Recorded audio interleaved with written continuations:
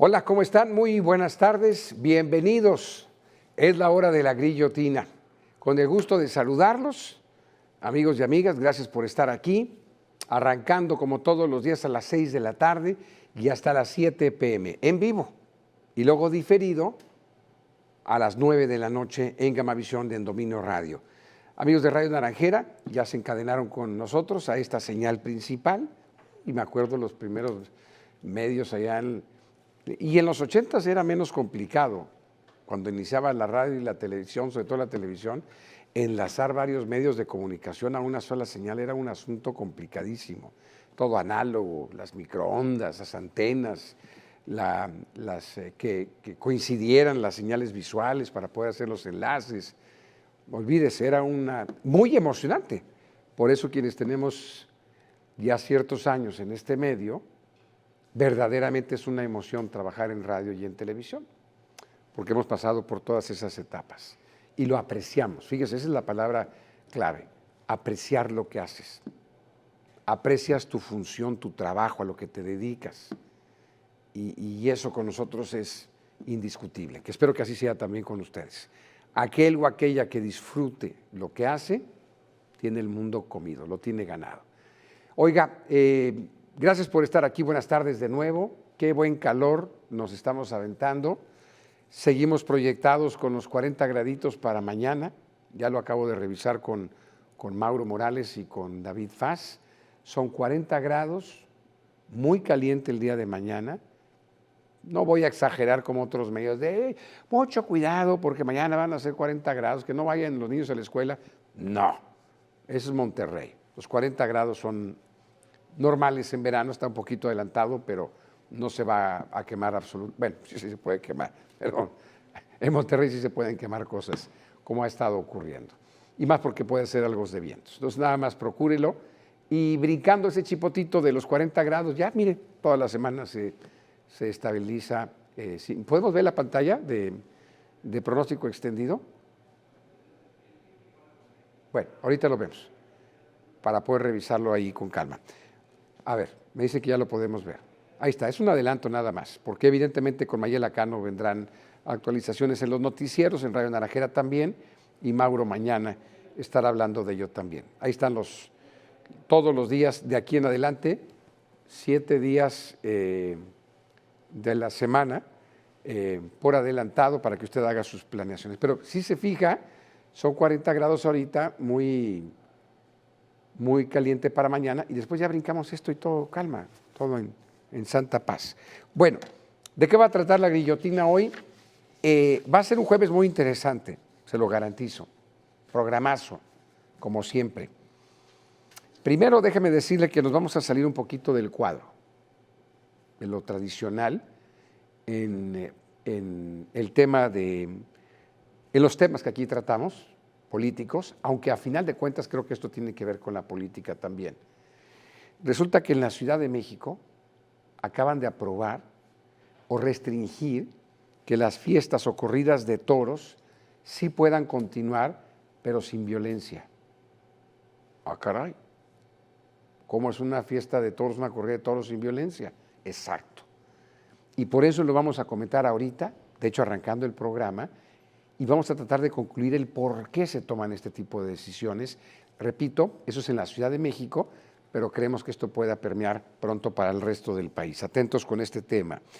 Y vamos a tener una entrevista con el magistrado Ángel Mario García, el magistrado aspirante a ministro de la Corte también, ha hecho unas actuaciones extraordinarias. El magistrado Ángel Mario es un magistrado que ha hecho la tarea al dedillo. Digo, con todos los años de experiencia en el Poder Judicial, la verdad es que creo que hay muy pocas cosas por enseñarle.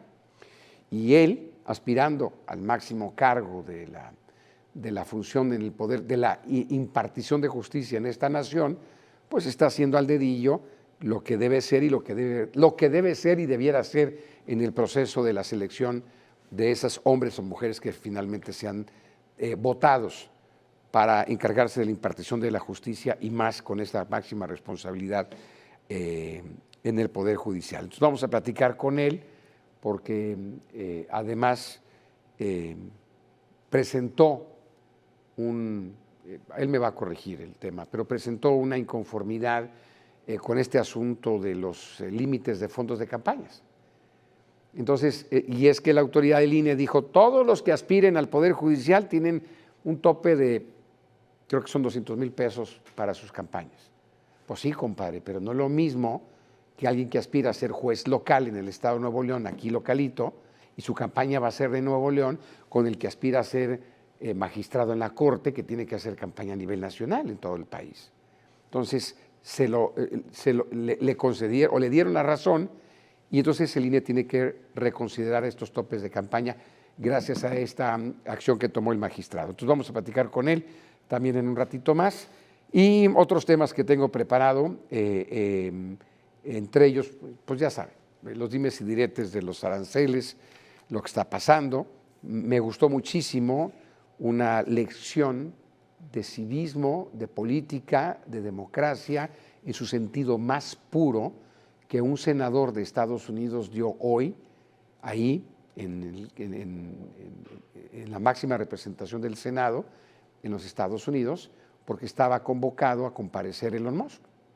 Comparecer ante el Senado de Estados Unidos es durísimo, durísimo.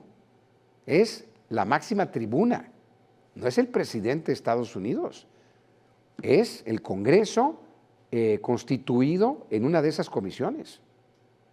Y hemos visto que han hecho comparecer a las máximas figuras privadas y públicas de Estados Unidos, y ahí sí les exigen respuestas. Bueno, Elon Musk no se presentó porque los aliados del señor Trump lo bloquearon, la comparecencia, y este senador dio un discurso enojado, molesto, que me ha gustado muchísimo. Pocas veces en los últimos años he visto una lección cívica, política, de tanta altura como la hizo este senador. Tenemos el material, lo tengo subtitulado, ojalá que lo prepare, eso va a ser más hacia el final del programa, porque creo que es una lección muy importante de la forma en que se dirige este senador. Vamos con el primer tema. El gobierno de la Ciudad de México, allá en la capital, anunció la prohibición de corridas de toros con violencia. ¿What? Corridas de toros sí, pero sin violencia. ¿Se puede hacer una corrida de toros sin violencia o cuál es la intención? Para apoyarme un poquito para entender estas cosas, Javier Héctor Gutiérrez, mi invitado especial aquí en La Grillotina. ¿Cómo estás, Javier? ¿Cómo estamos, Mario? Te iba a decir buenos días por la costumbre, ¿verdad? No te conocía de sí, tarde oye, ni de noche. Además, ya en la mañana salimos así con los ojos abiertos. No, estamos sí, aquí así medio. Y vienes de pelearte tú, además de dominio Venimos deportivo. De dominio deportivo, sí, ahí con los muchachos. Entonces, discutiendo, imagínate. peleándose y demás. Bueno. Lo que queda de Javier Héctor está aquí presente ahorita. Todavía me falta. Aquí está con nosotros. Todavía Entonces, me falta. Si yo te digo, Javier, corrida de toros sí.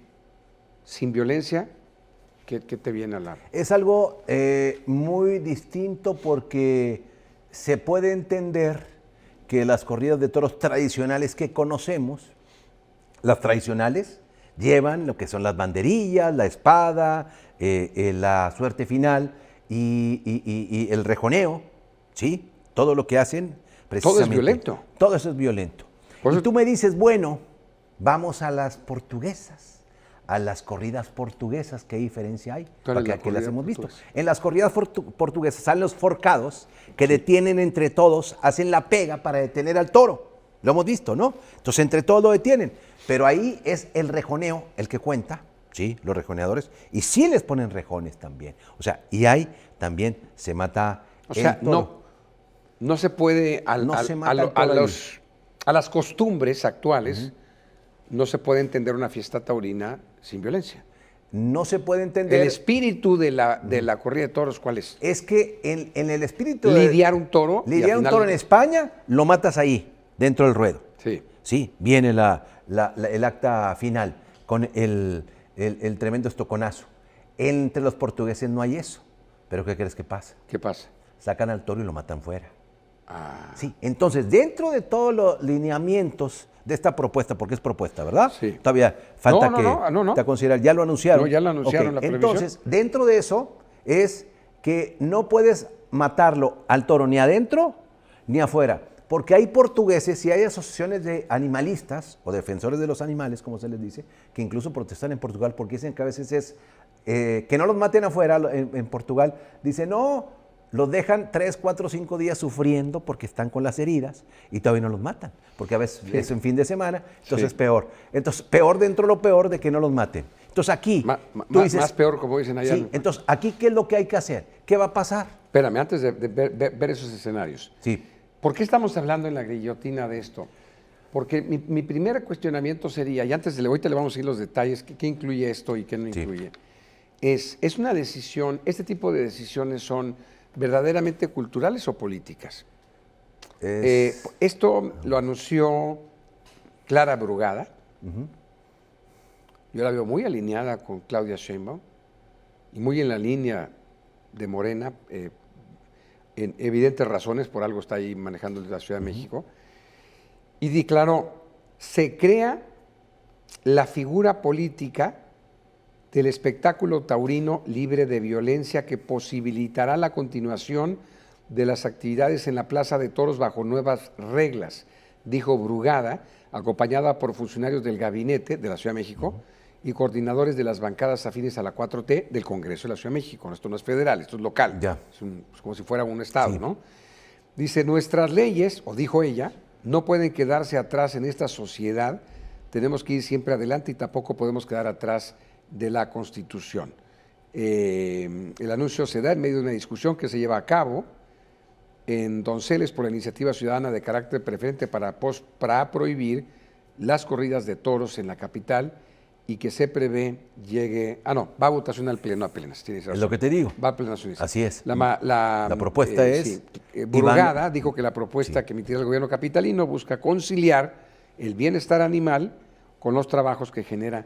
Pero conociendo y que tienen mayor cantidad de fiestas sí, pero no lo violento. Tú dices, lo cultural y lo político pueden coexistir, yo te pregunto. O sea, de la cultura, ¿es parte de la cultura de México las corridas de toros o más de España? ¿O más de lo que nos trajeron a nosotros y aquí en Monterrey que tenemos a Eloy? Es una herencia evidente, pero el fútbol también y cualquier otro deporte. Aquí jugábamos pero no significa que aceptemos juego de pelota con los hombros y las caderas. Yo me he entrevistado con ambos lados. Esto es muy interesante, Mario. He tenido a lo largo de estos casi 40 años que nos toca ambos en el ejercicio del periodismo, a mí en el lado de los deportes me ha tocado tener los dos lados.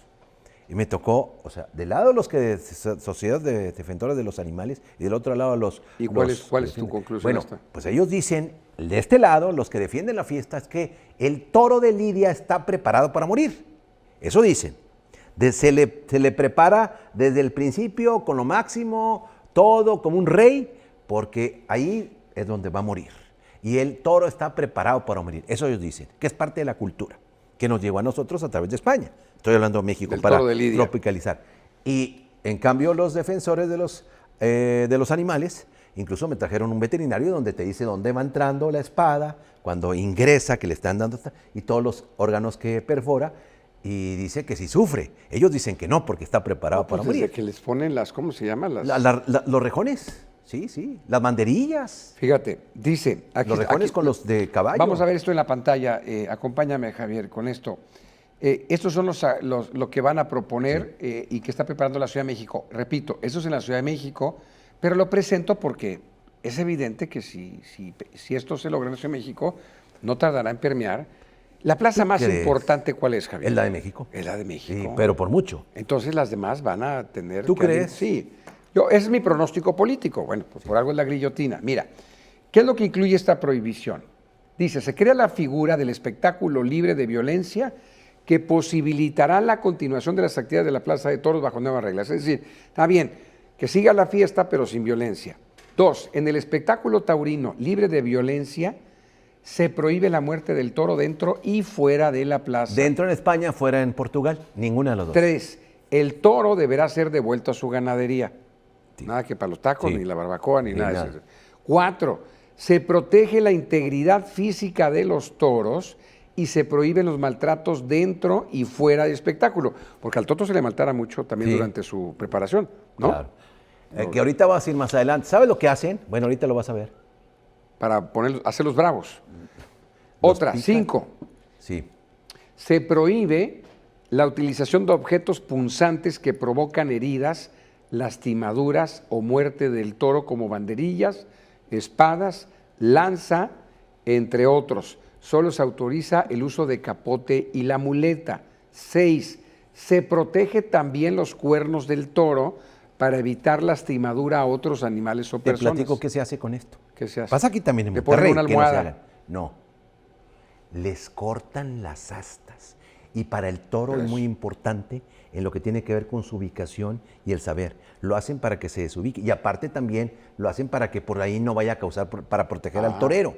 Ya. Entonces, eso lo hacen en la mayoría de las plazas. No, y eso es algo muy grave. Pero aquí lo que están diciendo es que le van a poner algo a los cuernos para que no le lastimen para que no les hagan torero, eso, sí. ¿no?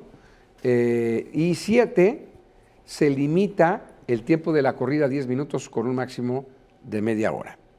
Esas son las propuestas. O sea, cuando mucho media hora. Dame tu pensamiento sobre esto. O sea, 10 minutos con máxima media hora, o sea, significa que 10 minutos para un toro para que no se vaya a cansar tanto, o sea, sí, porque lo van a traer con la muleta y con la capa, ¿sí? Y hasta ahí. Tu pronóstico es, si esto persevera, de que sea obligatorio, legalmente obligatorio, que las corridas de toros se celebren bajo esas condiciones, o sea, no hay sangre, no hay violencia, no hay nada. ¿Crees que sobreviva Habría que ver, corridas? Y también hay más peligro para el torero, porque hay más peligro porque el toro ya tiene sus astas intactas, puede causar más daño y además tiene mayor capacidad Pero vamos al concepto general. Concepto general. Habría que ver. Si esto se aprueba por el gobierno de la Ciudad de México para la plaza de toros más importante de México y de la más importante del mundo, tendrías que crear una esto cultura va a ser un nueva. derrame para la cultura mexicana. Con los nuevos ¿Sobrevive chavos. la fiesta taurina No o sé, no? con los nuevos chavos, porque los antiguos, O sea, los puristas no lo van a aceptar. Los puristas no te lo van a aceptar esto. Los puristas de los toros. Los puristas del toreo, sí, no te lo van a aceptar. Ellos no están de acuerdo. Ellos dicen que es parte de la cultura, que trae cientos de años, que llegó desde España y que se transmitió y que pasó aquí a México. Y aquí tenemos en Monterrey muchos, Lorenzo Garza, el Ave de las Tempestades, Manolo Martínez, Eloy Cavazos, grandes toreros. ¿Cómo sería una corrida de toros así? Entonces sale el torero a lidiarlo, con tapones en los cuernos del toro. Bueno, no sé si le van a poner tapones, pero los van a dejar intactos. Las astas. No, pero aquí dice que ¿Ah, sí le van a poner tapones? Se protegen también los cuernos del toro para evitar lastimadura a otros animales o personas. Ok, entonces le van a poner, sí. Pues, imagínate unos tapones ahí. Bueno, ahí estás protegiendo al yo no estoy a favor ni en contra. Ahí estás protegiendo al torero. Alguna vez fui una o dos veces. Como quieras, un toro tiene una capacidad, pero sí, te da un golpe y te quiebra las costillas, Dame tu pensamiento general de esto. En general, me parece que si por ahí va la cosa, entonces hablaríamos nosotros de crear una nueva cultura del toreo en ese sentido, y yo no sé si vaya a perseverar y sobre todo preservarse esta nueva cultura, lo que se intenta ya, y que vaya a permear también, tarde o temprano, como dices tú, va a llegar aquí a Monterrey. Los puristas no te lo aceptan, pero menos que empieces a crear, con muchas otras cosas que están evolucionando, esta nueva manera de ver. Te voy a dar mi pronóstico, ¿sale? Sí. Insisto, yo no estoy ni sé de estos temas, la verdad, pero mi chamba es hacer un comentario lo menos subjetivo, más que lo más objetivo. Okay. Lo menos subjetivo es, creo que si se intenta hacer una fiesta de toros, una corrida de toros, con estas reglas, nada más así, esto se va a morir en muy pronto tiempo. Porque la esencia de las corridas de toros es esa, la de quien piensa que el toro nace para morir, el enfrentamiento entre el animal y el hombre, la sangre, la bravura, la posibilidad de que el torero salga lastimado, todo eso es lo que incita a la gente en las corridas de toros.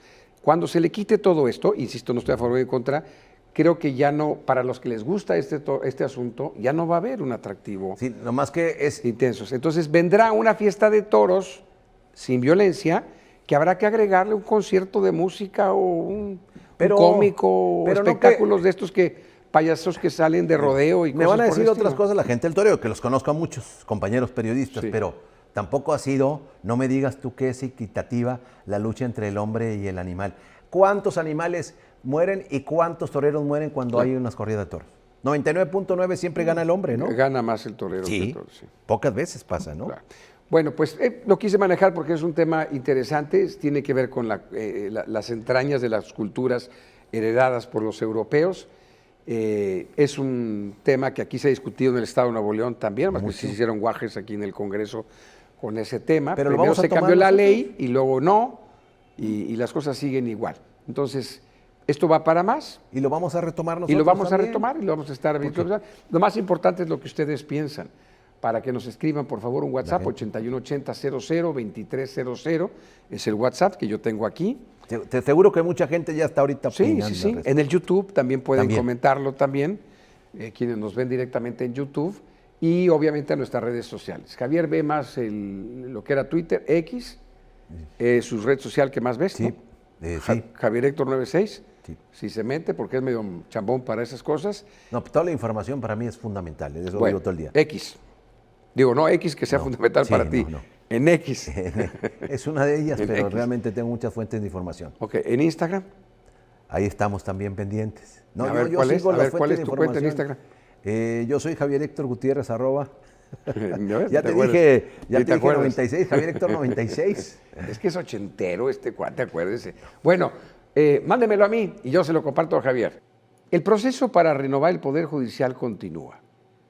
Y no solamente continúa, Poder Judicial Federal, sino que aquí muchos en el Estado de Nuevo León estamos contando los días que lleguen para poder renovar también el Poder Judicial del Estado de Nuevo León, que tantas historias que hemos escuchado, terribles evidentemente, de la supuesta impartición de justicia, de muchos, no de todos.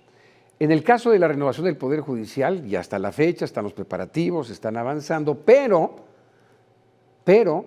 salió un punto muy interesante que generó controversia y que el Instituto Nacional Electoral tuvo que ser obligado a reconsiderar, estoy hablando de las reglas para las campañas y posterior elección de jueces, magistrados y ministros del Poder Judicial, de todos los y las que vayan a participar en este proceso. Pues hay reglas, como todo. Tú quieres ser candidato a gobernador, pues hay reglas para poder cumplirlas antes de seguir avanzando. Ya que cumples las reglas para ser candidato o candidata, hay reglas para las campañas. Y dando seguimiento a lo que ha estado sucediendo con los candidatos, y malos de nuestra tierra, malos de nuestro estado, y más los que hemos conocido y con los que hemos conversado varias veces, en las redes sociales, Facebook en particular, encontramos esto y queríamos compartirlo con ustedes, de hecho ampliarlo un poquito más. Voy a poner en la pantalla esta publicación de Facebook hecha por el magistrado estatal, el magistrado aquí del Estado de Nuevo León, Ángel Mario García Guerra, que usted conoce muy bien, que ha estado con nosotros muchas veces en radio y en televisión, ahora aquí en nuestro grupo Dominio Medios, y dice esta publicación, creo que fue el día de ayer, si no que él me corrija, pero creo que sí fue ayer. Dice el magistrado, el lunes presenté un juicio para la protección de los derechos políticos electorales en contra de la decisión del INE en cuanto a los topes de gastos de campaña. Afortunadamente, hace unos minutos, la Sala Superior del Tribunal Electoral del Poder Judicial de la Federación lo declaró procedente y se revocó el acuerdo del INE. Ahora, dicho ente colegiado deberá hacer nuevos análisis de los topes de campaña para que sean proporcionales a quienes harán campaña en todo el territorio de la República. Huelga decir que tal resolución beneficiará a todas y todos los que contiendan por un cargo federal. Con nosotros esta tarde el magistrado Ángel Mario García. Muy buenas tardes, Ángel. ¿Cómo estás? Buenas tardes, Mario. Muy bien. Saludos a todo tu auditorio y gracias por la invitación. Gracias por la disposición, al contrario. Primero, ¿cómo va el proceso de tu intención para llegar al Poder Judicial Federal con todo este proceso? Estamos en un periodo de pausa. Ya están definidas las candidaturas de todos los que vamos a participar y las campañas empiezan formalmente hasta el día 30 de marzo, domingo 30 de marzo, y ahí es cuando ya se puede empezar a hacer lo conducente para una votación, pedir el voto. Vaya, en este momento no podemos hacer actos de ninguna especie porque se consideran actos anticipados de campaña. Entonces ese es en el proceso en el que estamos. Ya hemos entregado toda la documentación. Al parecer el INE recibió ya la documentación de todas y todos para todos los cargos y solamente estamos a la espera.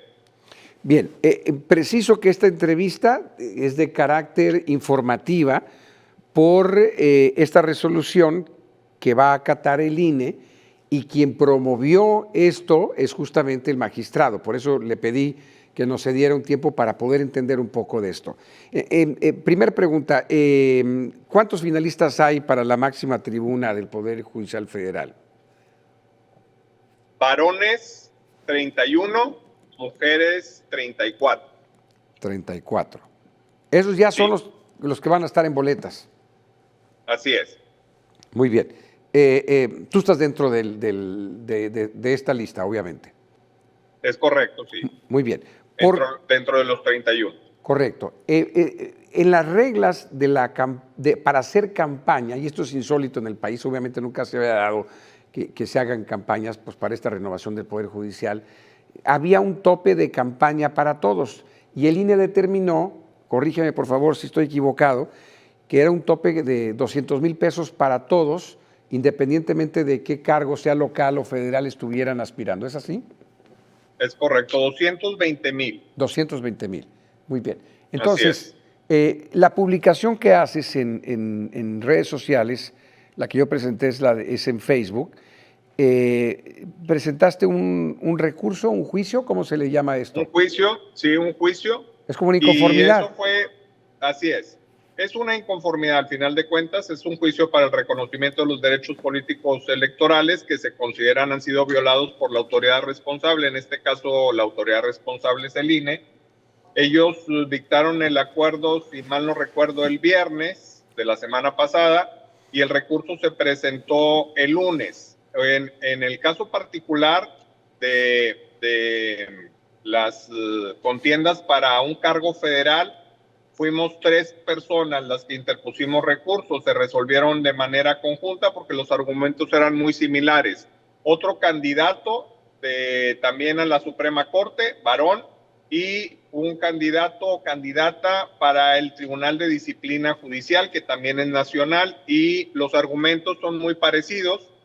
Aquí lo que estamos alegando es que es inequitativa la contienda en cuanto al gasto de recursos, porque no es lo mismo que, por ejemplo, un juez de distrito o un magistrado de circuito que solamente van a hacer campaña en su localidad.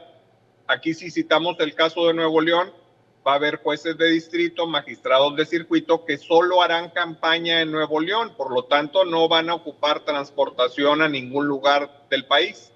Todos los que estamos en contienda federal, con independencia del lugar donde nos encontramos, el lugar de residencia, pues tendríamos que trasladarnos a diferentes estados de la República y eso implicaría un gasto diferente a los que están sin moverse. Simplemente cuánto te cuesta un vuelo ida y vuelta a Ciudad de México, a Guadalajara, a Veracruz, a las ciudades o estados más importantes poblacionalmente hablando. Entonces esa fue la inconformidad y la Sala Superior del Tribunal Electoral consideró que eran fundados los argumentos y entonces revocó la decisión del INE. Ahora lo que procede bajo ciertos lineamientos que dio el Tribunal Electoral es que el INE vuelva a hacer un análisis para que determine cuáles son los gastos de campaña que se nos deben de autorizar. Aquí es importante que la gente sepa algo. No van a ser recursos públicos, o sea, al Estado no le va a costar dinero esto.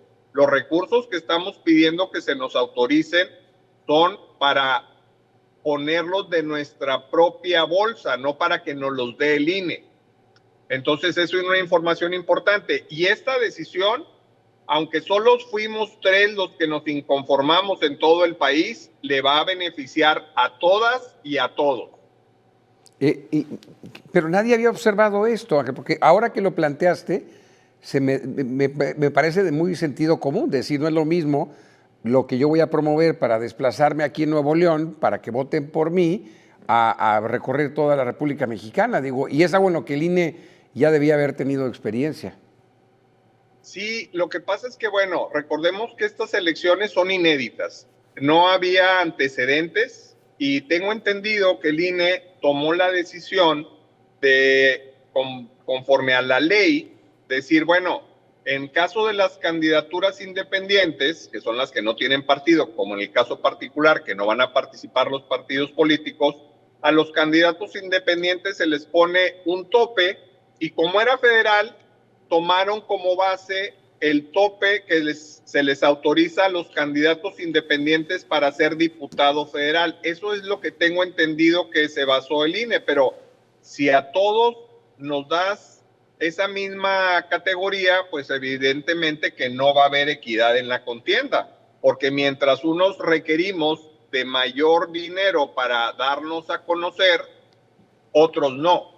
Y aquí también vale la pena recordar que en el caso de los que estamos contendiendo, pues no podemos hacer ofertas o promesas de campaña como las que hace un político tradicional, digamos, te ofrezco alumbrado, pavimentación, servicios públicos, prestaciones, beneficios sociales. No va por ahí la cosa.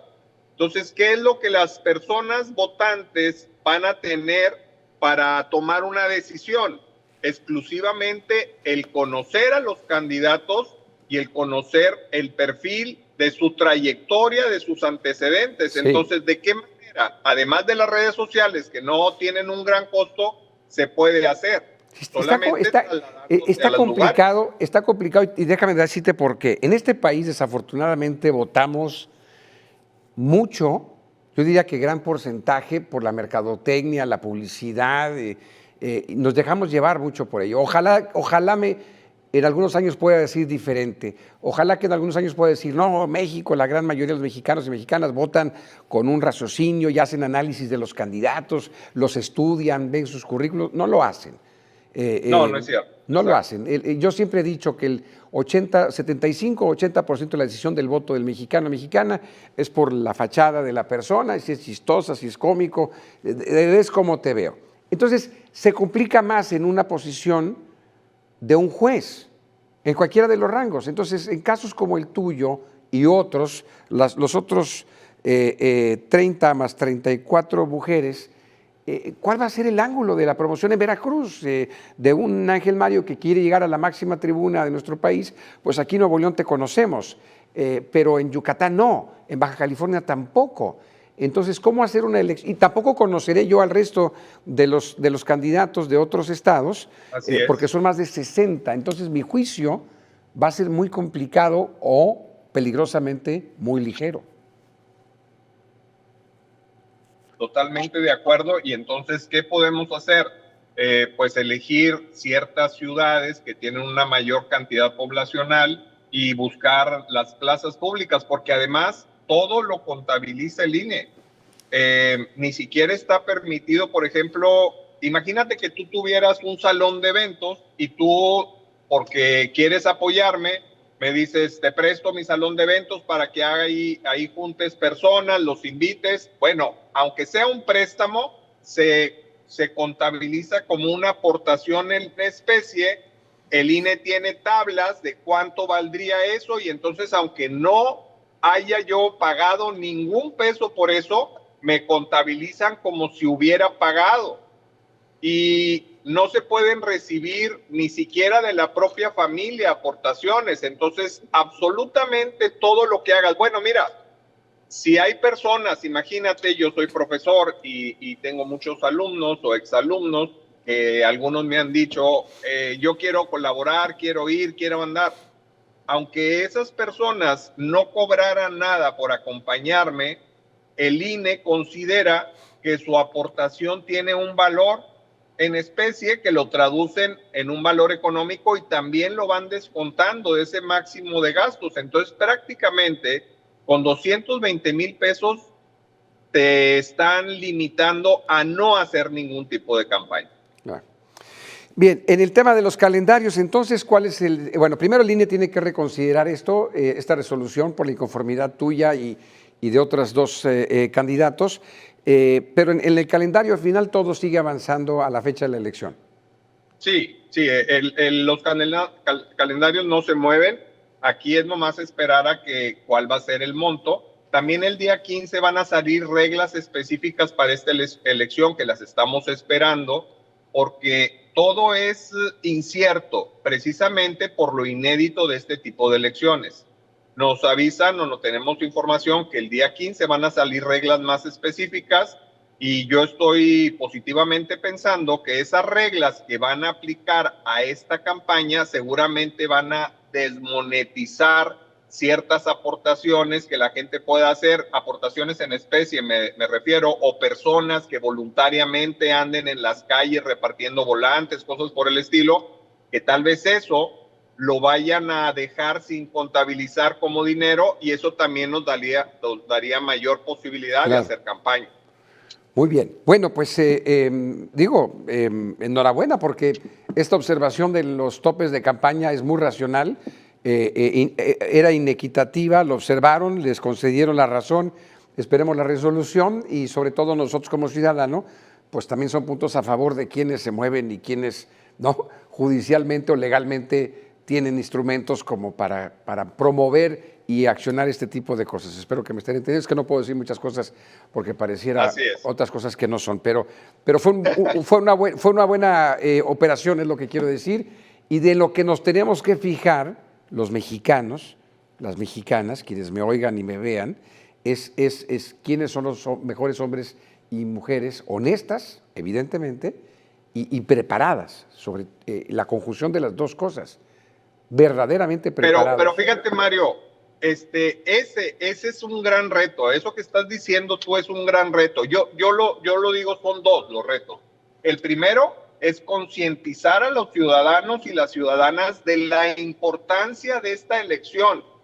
Y segundo, la importancia de analizar los perfiles de las y los candidatos. Son dos cosas y las dos representan un reto que es importante que la gente tome conciencia, porque a lo mejor en este momento el 60% de la población mexicana no está atravesando por un conflicto legal, no está en la necesidad de ir a un juicio, de promover un amparo, cosas por el estilo.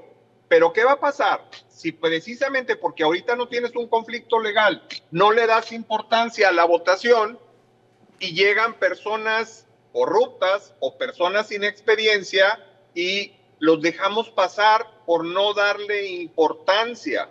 En el futuro todos somos potencialmente susceptibles de vernos involucrados en un procedimiento judicial, y de ahí la importancia que la gente, sobre todo los jóvenes, tengan conciencia de que esto no es como un diputado, como un senador, como un alcalde o como un gobernador. Esto es de suma relevancia. Claro. Simplemente la magnitud de la importancia en los asuntos que se resuelven en la Suprema Corte de Justicia sería motivo suficiente, pero no solo eso, también hay jueces de distrito. El Tribunal de Disciplina Judicial, Mario, en mi opinión personal, es la gran diferencia, es lo que va a ser el antes y el después en el sistema judicial, porque hoy en día el Consejo de la Judicatura, que es el encargado de fiscalizar a los jueces y magistrados, prácticamente del 94 al día de hoy, su actuación ha sido nula, totalmente nula. En cambio, el Tribunal de Disciplina Judicial sí va a meter en cintura a todos los juzgadores de México, y además cualquier persona, con independencia que seas parte o no en un proceso, puede interponer una denuncia ante ese tribunal. Imagínate que son 5 personas a las que se van a elegir, y es importante que la gente tome conciencia de también analizar esos perfiles, quiénes son, con quiénes están vinculados, están relacionados a los partidos políticos, están relacionados a grupos de interés económico. Todo eso importa, porque son los que van a meter en cintura se llama Tribunal de Disciplina Judicial. Muy bien. Son 5 candidatos, 3 mujeres y 2 hombres. 3 mujeres y y 2 hombres. Y a esos los vamos a elegir. Y ese tribunal es la diferencia entre que realmente hay un cambio o que podamos seguir igual que como estamos y hacer ahorita. que las cosas, el espíritu de la reforma realmente funcione. Así es. Ángel Mario, gracias por esto. Me comprometo además, y nuestros medios, ampliar nuestra difusión sobre estos procesos y en particular sobre esto del Tribunal de Disciplina, para que conozcamos y no lleguemos tan ignorantes a la hora de la elección y reconozcamos todos la importancia de esto. Gracias por la charla, gracias por la entrevista. Enhorabuena por esta última resolución y seguimos en contacto como lo habíamos acordado. Muchas gracias, Mario. Gracias. Y saludos a toda tu audiencia. Gracias. Gracias. Es el magistrado por el Estado de Nuevo León, Ángel Mario García Guerra. Ángel Mario quiere ser ministro de la Corte. Y lo va a hacer si logra, evidentemente, sacar la mayor cantidad de votos. Luego haremos el análisis, usted y yo, lo voy a hacer cuando ya tenga la lista aquí oficial, publicada y todos los candidatos, vamos a empezar a analizarlos, porque ese también debe ser chamba de los medios. No nos tendrían que pagar para eso, decir, oye, pues como medio de comunicación, déjame informarle a mi comunidad quiénes están aspirando a impartir justicia. Si es que imagínese usted que caiga en manos de una persona que de pronto, como dijo el magistrado, pues tiene un interés económico o lo impulsó un grupo de empresarios o crimen organizado o el PAN o el PRI. ¿Usted cree que el PRI y el PAN y los demás partidos se van a quedar cruzados de manos? ¿Usted cree que el PRI y el PAN, imagínese a Alito Moreno, ¿usted de verdaderamente no piensa que Alito Moreno está pidiendo la lista de los magistrados y va a empezar a decir, a ver, necesito la lista aquí y vamos a salir a cazar, políticamente hablando, o económicamente hablando también? O sea, los partidos políticos han dominado el poder judicial toda la vida. Ahí viene el espíritu del por cual se hace esta sacudida y renovación. Se tira todo y se vuelve a organizar, porque están demasiado ligados a los partidos políticos, obedecen a los intereses de los partidos políticos. Entonces no podemos permitir otra vez eso. En fin, vamos a seguir hablando de ello y por cierto, cápsula cultural grillesca antes de irme al corte. Sigo escuchando que hay un jefe de poder de uno de los... Hay 3 poderes en México y en el Estado. El Ejecutivo es Samuel, el Legislativo, que son todos los partidos, pero ahorita la presidencia está en Lorena de la Garza. O sea, ella sería la representante ahorita del poder electoral y del poder judicial del Estado, que es Arturo Salinas, panista.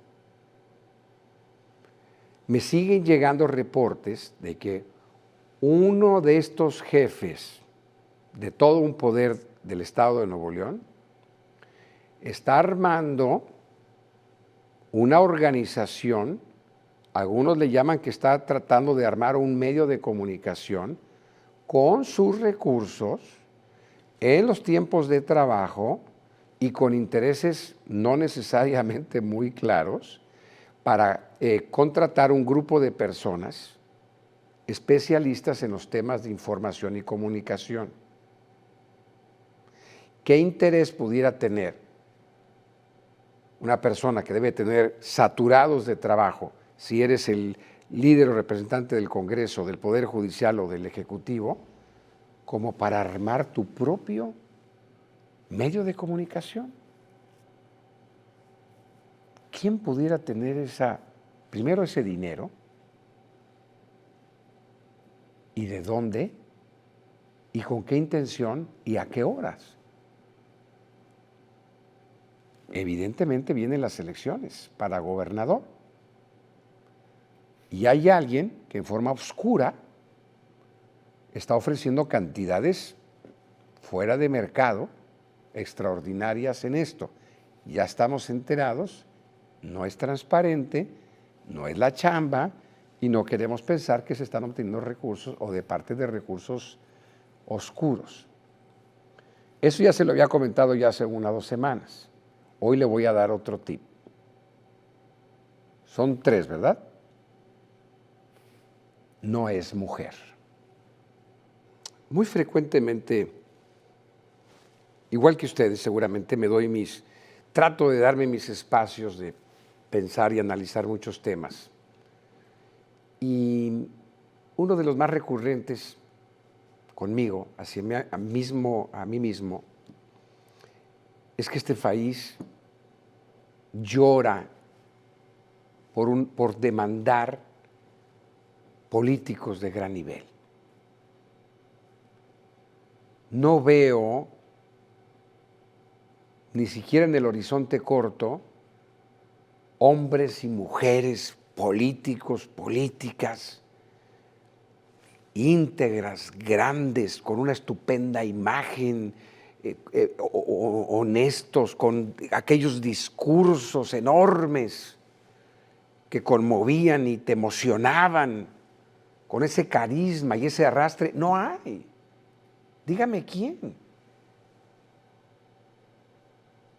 Lo más cercano que tenemos es evidentemente a la presidenta Claudia Sheinbaum, una mujer muy admirada, muy inteligente. No sé si todavía la parte de la emoción y el arrastre emotivo de que me paro y grito y aplaudo todavía la pueda tener gran parte del país, pero no importa, mientras conduzca muy bien el país es extraordinario. Pero yo no sé si me quedé anclado en la época donde hace falta de pronto dar esos mensajes y esos discursos de gran altura, porque eso hace ver si la persona que lo hace es una persona que está preparada al cargo o no. Y tenemos un montón de jóvenes con muchas ocurrencias en el país, tomando cargos de la política, con un riesgo enorme. Y la esencia del porqué, la esencia de la democracia, la esencia del deber ser, la esencia de los valores, la esencia de los acuerdos, la esencia de la negociación, la esencia de dar la cara, la esencia de la energía para sancionar cuando se tenga que sancionar, la emoción cuando hay que mostrarla, lo humano que hay que también enseñarlo, no hay. No sé qué pasó con esa, no voy a hablar de generación, con esa clase de políticos. Hoy le quiero presentar algo y me van a disculpar, está en inglés, lo alcanzamos a subtitular rapidito, pero vale la pena que lo busquen porque es, para mí, en los tiempos modernos, recientes, es una de las mejores posturas que he escuchado yo sobre el deber ser de la política y el gobierno. Infortunadamente no es en nuestro país, fue en Estados Unidos. Elon Musk estaba programado para comparecer ante una comisión en el Senado de la República. Hoy en día comparecer ante senadores o congresistas en Estados Unidos es lo más exigente y es la máxima tribuna que hay en el país, no es el presidente. Cuando se constituye el Congreso en Estados Unidos y más en una comisión y mandan traer a alguien para que comparezca ante ellos, usted lo ha visto, ni los dueños de las redes sociales, que son los más millonarios, se la libran. El dueño de TikTok, el dueño de Facebook, todos han pasado por ahí y son enérgicos cuestionamientos de parte de los senadores y los cuates asustados, porque además tiene truco, interesante, no truco, hay una representatividad. El escritorio donde están los congresistas constituidos en una comisión o los senadores está en alto y la persona que comparece está más abajo. Eso es para mandar un mensaje donde decir, tú no estás por encima de nosotros. Fíjese, todo cuenta. Bueno, pues Elon Musk no llegó a la comparecencia porque de los senadores de esa comisión, de la parte republicana, que son los afines a Trump, bloquearon la comparecencia. Es decir, usaron artimañas para evitar que Elon Musk acudiera a comparecer. Ya fueron, insisto, los máximos empresarios, han ido militares, han ido secretarios de Estado. Si es necesario, tendría que acudir el presidente a comparecer ante ellos allá abajo, porque constituidos en comisión es más poderosa que el presidente de Estados Unidos. Y convocaron a Elon Musk y no fue, porque le ayudaron los senadores republicanos del lado de Donald Trump. Entonces toma la palabra el senador John Larson y muy molesto porque no se presentó Elon Musk a comparecer ante ellos, les dio una lección en un discurso sumamente molesto donde prácticamente les estaba diciendo en qué momento el poder, el prestigio y el respeto de esta comisión del Senado de los Estados Unidos perdió para hacer y obligar a hacer todo lo que ordena Elon Musk o Trump, cuando evidentemente el presidente no está por encima de nosotros. Fíjese lo que está diciendo un senador. El presidente no está por encima de nosotros. Es una lección extraordinaria. Le presento el video subtitulado, una disculpa si no lo alcanza a interpretar en radio para el idioma en español, pero valdría la pena que después lo podemos subir ¿a dónde lo podemos subir? A Instagram. A Instagram, busque a Gamavisión MX en Instagram, más al ratito, y ahí lo vamos a subir. En cualquiera de las redes de Gamavisión MX, voy a pedir que lo suban para que lo vea ya subtitulado y lo vea. Esos son discursos y esas son lecciones de política interesantísimas. Vamos a ver. A sad morning. Very sad morning. When this committee, the oldest and most continuous in the Congress, neglects its responsibility and essentially holds this hearing today to block any further discussion. The men and women on this committee are good people. They're honest and caring people. And that's why I do not understand why you would relegate this committee to no longer being of significance and resort to saying you will do whatever Elon Musk and Donald Trump tell you to do. Where's the independence of the committee? Where's the legislature?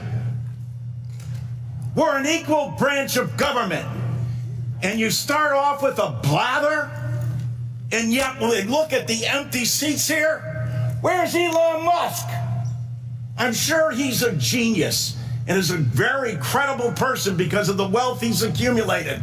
But that does not put him above the law or the responsibility to come before this committee in this Congress. If he's so great, if these plans and all the fraud and abuse that he found are so evident, why isn't he here explaining it? You know why.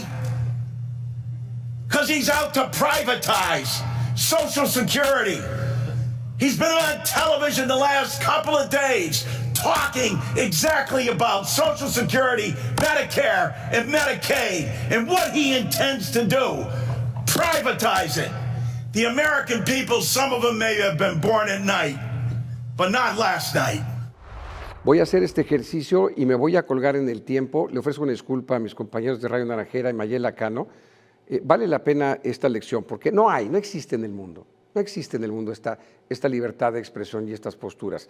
El ejercicio que voy a hacer, Eder, es corremos el video con el audio un poquito más abajo y yo lo voy a ir, ya vi la pausa, creo que lo puedo ir yo diciendo en español y lo repetimos y nos despedimos al final. Entonces, vamos a correr el video y vamos a hacer esto. Una mañana triste. Una mañana muy triste. Cuando esta comisión, la más antigua y continua del Congreso, descuida su responsabilidad y básicamente celebra esta audiencia hoy para bloquear cualquier decisión posterior. Los hombres y mujeres de esta comisión son buenas personas, son gente honesta y solidaria. Y por eso no entiendo por qué relegan a esta comisión a segundo plano y recurrieran a decir que harían lo que Elon Musk y Donald Trump les dijeran. ¿Dónde está la independencia de la comisión? ¿Dónde está la legislatura? Somos una rama del gobierno con igualdad de derechos y empiezas con un cotorreo y sin embargo vemos los asientos vacíos aquí. ¿Dónde está Elon Musk? Estoy seguro de que es un genio y de que es una persona muy creíble por la riqueza que ha acumulado, pero eso no le sitúa por encima de la ley o de la responsabilidad de comparecer ante esta comisión en este Congreso. Si eso es tan genial, si esos son planes y todos los fraudes y abusos que ha encontrado son tan inminentes, ¿por qué no está aquí explicándolo? Ustedes saben por qué. Porque quieren privatizar la seguridad social. Ha estado en televisión los últimos 2 días hablando exactamente de la seguridad social, Medicare y Medicaid, y de lo que pretende hacer para privatizarlos. El pueblo estadounidense, algunos de ellos pueden haber nacido de noche, pero no anoche. Esa es una mañana triste. John Larson, senador por Estados Unidos. El día en que México tenga legisladores de este nivel, seremos un país de primer mundo, no antes. Gracias por su atención. Buenas noches.